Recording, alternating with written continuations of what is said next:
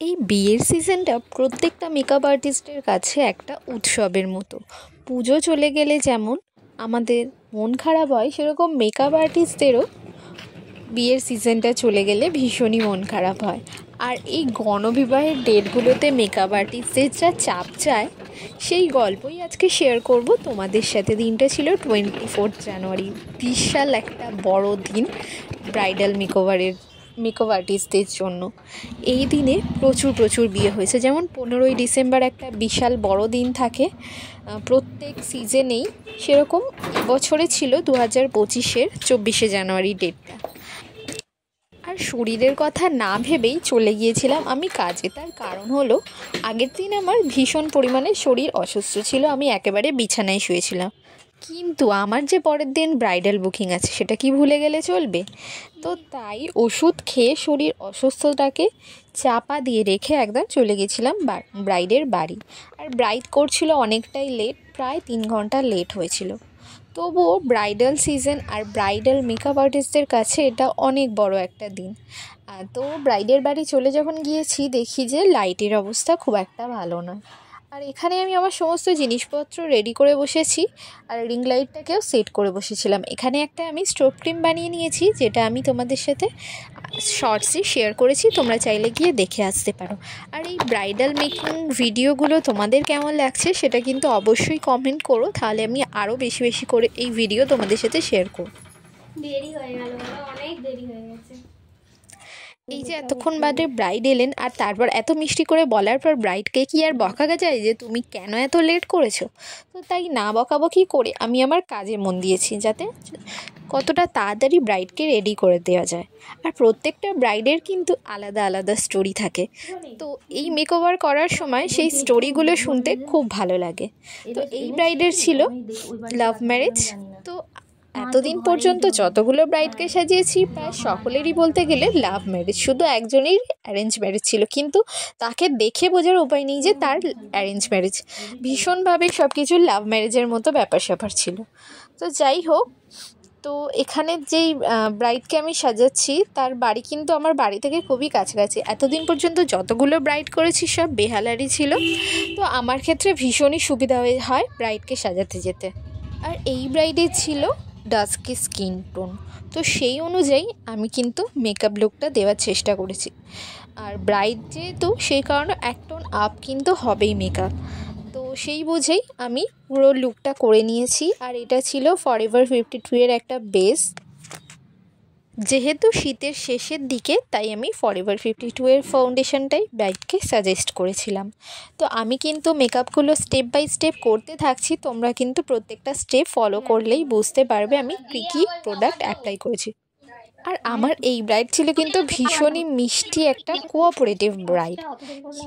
এই ব্রাইডকে যখন করছিলাম, আমার একটা পুরনো এক্সপিরিয়েন্সের কথা মনে পড়ছিল, যেখানে গিয়ে আমার মনে হয়েছিল যে আমি মেকআপ আর্টিস্ট হিসেবে ব্যর্থ, ভীষণভাবে অপমানিত বোধ করেছিলাম সেখানে গিয়ে। কারণ যে আমাকে বুক করেছিল, সে মনে করেছিল যে আমি মেকআপ আর্টিস্টকে টাকা দিয়ে বুক করছি, মানে আমি তাকে পুরোপুরি কিনে নিচ্ছি, আমি যা বলবো তাকে তাই করতে হবে। আমি অপমান করলেও সে সেটা মুখ বুজে মেনে নেবে, কোনো একটাও কথা বলবে না। সেখানে হয়তো আমি কথাটা বলিনি, কিন্তু মনে মনে চোখ থেকে অদৃশ্য জল পড়ছিল। তো এই ব্রাইডকে করতে করতে আমার সেই ব্রাইডের কথা ভীষণ মনে পড়ছিল, মানে দুটো ডিফারেন্স এক্সপিরিয়েন্স খুব তাড়াতাড়ি আমি কি করে গেইন করলাম। একজন এত ভালো, এত কোঅপারেটিভ, আর একজন ভীষণভাবেই কোঅপারেটিভ নয়। তো এখানে দেখতে পাচ্ছি আমি ফাউন্ডেশনটা অ্যাপ্লাই করে দিচ্ছি। তো সেই ব্রাইডকে যখন ফাউন্ডেশন অ্যাপ্লাই করছি, প্রত্যেকটা স্টেপ সে আমাকে দেখছিল যে আমি কি প্রোডাক্ট অ্যাপ্লাই করেছি। মেকআপ আর্টিস্ট বুক করেছে, অথচ মেকআপ আর্টিস্টের ওপরে তার বিন্দুমাত্র ভরসা নেই। আর যেই অ্যামাউন্টটা দিয়ে বুক করেছিল সেটাও কিন্তু খুব সামান্য, আর তার মধ্যে দিয়েও তার কিন্তু দাবি ছিল তার মাকে এবং দিদিকে একটু রেডি করে দেওয়ার জন্য। তো মাঝে মাঝে কিছু ক্লায়েন্টকে দেখলে সত্যি অবাক লাগে যে তারা কিছু না বলেই যেই অ্যামাউন্টটা বলি আমরা, সেই অ্যামাউন্টটা বিশ্বাস করে আমাদেরকে বুক করে। আবার কিছু আছে বার্গেনিং করে ভীষণভাবে, কিন্তু তাদের অবস্থা দেখলে কিন্তু একেবারেই মনে হয় না যে তাদের অসুবিধা আছে। তো যাই হোক, এই ব্রাইডের কোঅপারেশন তো আমার ভীষণ পছন্দ হয়েছে।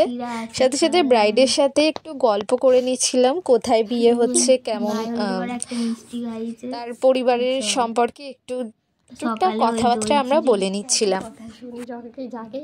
তো কিছু কিছু মানুষের সাথে আলাপ করতে সত্যি ভীষণ ভালো লাগে, আবার কিছু কিছু মানুষের সাথে আলাপ করতে ইচ্ছা করে না তার আগের ব্যবহারের জন্য। সেই ব্রাইডটি যখন আমাকে বুক করেছিলেন, আমাকে আগে থেকেই বুঝিয়ে দিচ্ছিলেন যে আমি মেকআপ আর্টিস্ট হিসেবে কিছুই না, সে একজন সমস্ত কিছু সব জানতা একজন মানুষ। কিভাবে মেকআপ আর্টিস্টকে অপমান করতে হয় প্রত্যেকটা স্টেপে সে বুঝিয়ে দিয়েছিল। মাঝে মাঝে মনে হচ্ছিল তার কাজটা ফেলে আমি দৌড়ে চলে আসি, সমস্ত প্রোডাক্ট ওখানে পড়ে থাক, ওকে আমি দান করে দিলাম। এতটাই তার ব্যবহারে আমি অপমানিত বোধ করেছি। কিন্তু তার কাছে সেসব কিছু ম্যাটারই করে না। এবং আমি বারবার বলেছিলাম যে তোমার বিয়ের ফটো দিতে, আমাকে সে 2 মিনিট সময় দেয়নি ভালো করে ফটো বা ভিডিও তোলার। আমিও খুব একটা জোর করিনি, তার ব্যবহার দেখেই বুঝে গিয়েছিলাম এর থেকে আমি বেশি এক্সপেকটেশন রাখবই না। তো যাই হোক, তো যখনই এরপর থেকে আমি ব্রাইড করতে যাই তার কথা ভীষণভাবে মনে পড়ে যে সেই অপমানটা আবার এখানে পাবো না। তো সবাই একরকম হয় না সেটা আমি জানি, কিন্তু তারপরেও কোথাও গিয়ে একটা সেই পুরনো ক্ষত মানে খোঁচা দেয় আর কি। এই ব্রাইডের আই মেকআপ করে নিচ্ছি। দেখো ব্রাইডের চোখগুলো তো ভীষণ সুন্দর ছিল, তাই ভাবলাম চোখগুলো যখন সুন্দর এবং বড় বড় করে নিয়ে একটা কাট ক্রিজ আই মেকআপ, যেটা ব্রাইডের চোখে কিন্তু খুব সুন্দর মানাচ্ছিল। কোনো রকম গ্লিটার না দিয়ে শুধু শিমার দিয়েই কিন্তু আমি এই আই লুকটা করেছি, আর সাথে দিয়ে দিয়েছি একটা সিম্পল লাইনার, উইং লাইনার। পুরো ভিডিওটা তোমাদের সাথে শেয়ার করা হয়নি, এখানে আমি প্রত্যেকটা স্টেপ নিখুঁতভাবে দেখাতে পারিনি, কারণ দুজনেই বিজি ছিলাম। যে ভিডিওটা করে দিচ্ছে তাকেও তো আমাকে হেল্প করতে হচ্ছে, সেই কারণে সবটা দেখানো সম্ভব হয়নি। তবু যতটা পেরেছি চেষ্টা করেছি তোমাদের সাথে শেয়ার করার। এখানে দেখো আমি কাজলটা পরিয়ে নিচ্ছি। তো ব্রাইড চেয়েছিল সিম্পল একটা লুক হবে, বাট উগ্র যেন তাকে না লাগে, তো সেই অনুযায়ী আমি একটা ছোট্ট মিষ্টি লক্ষ্যে ব্রাইড রেডি করার চেষ্টা করেছি। তো এখানে কলকাটা হয়তো অন্য দিনের মতো অতটা সুন্দর হয়নি, কারণ প্রচণ্ড কোমর পিঠ আমার ব্যথায় যন্ত্রণায় ছেড়ে যাচ্ছিলো, বাট সেটা তো ব্রাইডকে বললে চলবে না। তো ব্রাইড তার স্পেশাল দিনে বুক করেছে, তো যতটা পেরেছি আমি তার মতো করে দেওয়ার চেষ্টা করেছি। এই হচ্ছে ব্রাইডের ফাইনাল লুক। পিছন দিক থেকে আমার অ্যাসিস্ট্যান্ট ফুলগুলো গুজে দিচ্ছিল, আর আমি এখানে ওড়না পরিয়ে নিচ্ছি। এই ওড়না পরানোর ভিডিওটা একটা স্পেশাল প্রত্যেকটা মেকআপ আর্টিস্টের কাছে। তো মেকআপ আর্টিস্ট হিসেবে মাঝে মাঝে খুব ভালো লাগে যে আমি নিজের হাতে একটা ব্রাইডকে রেডি করছি। তো একজন ব্রাইড সে পুরোটা ভরসা করে আমার উপর ছেড়ে দিয়েছে। আচ্ছা, তোমরা যারা মেকআপ আর্টিস্ট আছো তাদের কি কখনো এরকম এক্সপিরিয়েন্স হয়েছে ব্রাইড করতে গিয়ে তার আশেপাশে বন্ধু বান্ধবী এবং অন্যান্য সকলে কিছু মন্তব্য করেছে যেটা তোমার মন মতো হয়নি বা তোমার পছন্দ হয়নি? এরকম কিন্তু প্রায় সকল মেকআপ আর্টিস্টের সাথেই ঘটে থাকে, সেটা নিয়ে কোনো ভয় পাওয়ার কারণ নেই। তো এই হচ্ছে ব্রাইডের ফাইনাল লুক। তোমরা কিন্তু দেখে অবশ্যই জানিও কেমন লাগছে। ব্রাইডের রিভিউটা তোমরা শুনে নাও। সুস্মিতা, বলো কেমন লেগেছে আমার কাছে সেটা? খুব ভালো লেগেছে, খুব সুন্দর সাজিয়েছো। Thank you. ব্রাইড যেহেতু খুব শান্ত এবং খুব কম কথা বলে, তো তার ছোট্ট স্বল্প কথার মাধ্যমেই সে তার রিভিউটা কিন্তু আমাকে জানিয়ে দিয়েছে। একটার সময় আসবে বলে ও এসেছে 3টের সময়। এত ভালো ব্রাইড।